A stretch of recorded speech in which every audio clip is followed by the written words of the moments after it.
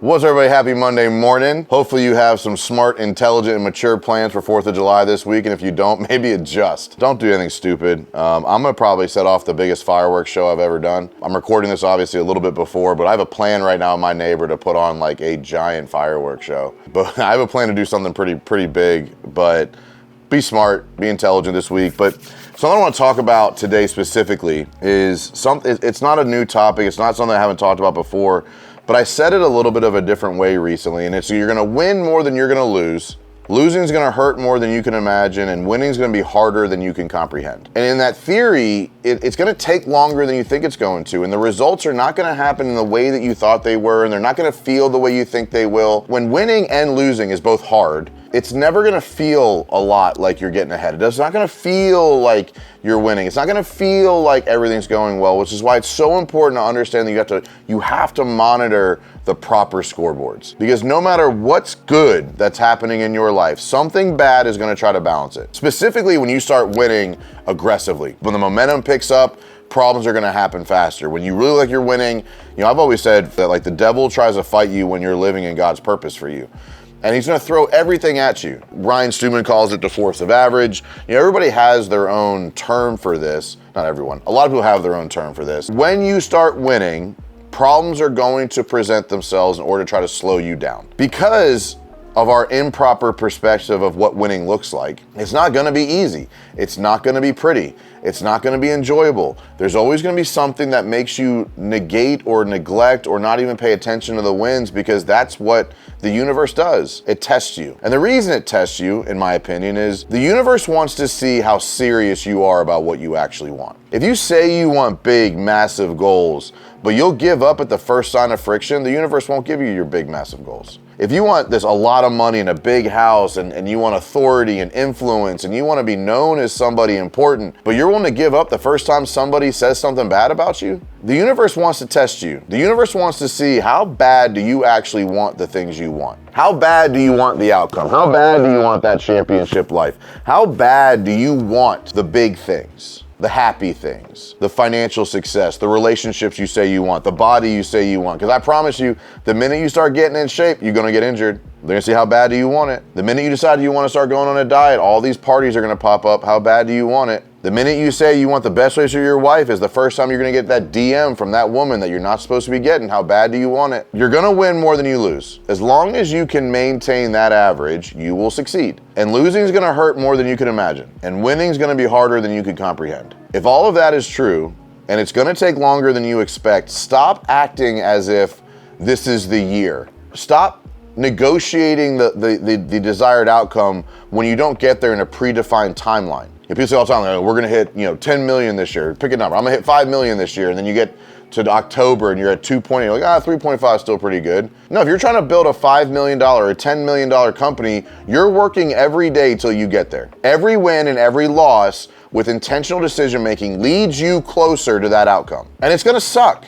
It's gonna hurt. It's not gonna be fun. You're not gonna enjoy it, but you'll be proud of it. The minute you stop negotiating your standards, you're gonna lose a lot. Regret's one of them. Friends is another. Family might be in that category. You're gonna have late nights and early mornings. You're gonna hate yourself some days. You're gonna love yourself others. That's just part of the journey. But if you give up, if you negotiate the outcome, if you negotiate the standard, if you negotiate what you're capable of, if you believe every time somebody says something about you or something doesn't go your way or somebody quits or a client fires you, that's the sign you should give up. You didn't really want the thing you said you wanted. You didn't really want to win at the level you said you wanted.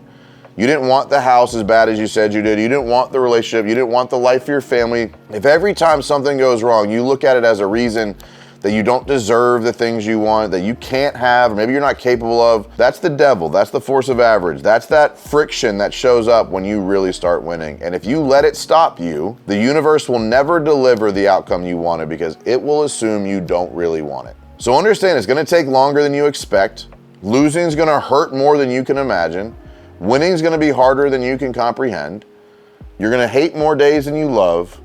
But those moments of accomplishment when you see the work coming together and you see the outcome coming to fruition exactly like you planned it because you didn't give up, there will never be a prouder moment in your life.